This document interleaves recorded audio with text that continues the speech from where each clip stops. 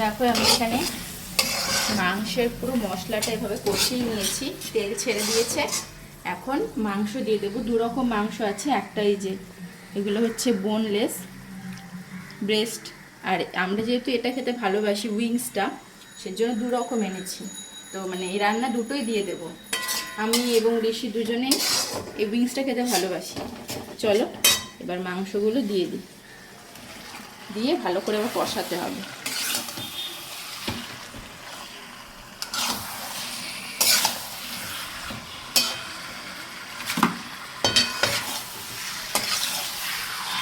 মাংস কষানোতেই মানে আসল স্বাদ, যত কষানো যায় যে কোনো রান্নাতেই যত বেশি কষাবে তত ভালো স্বাদ হবে।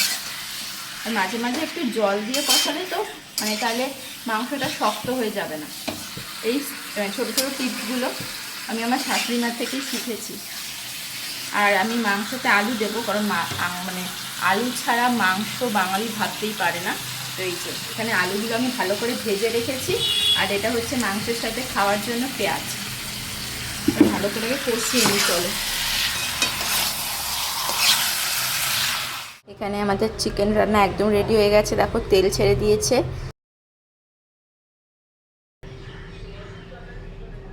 মাংসের ঝোল একদম রেডি। গরম ভাতের সাথে ঘি দিয়ে দারুণ লাগবে।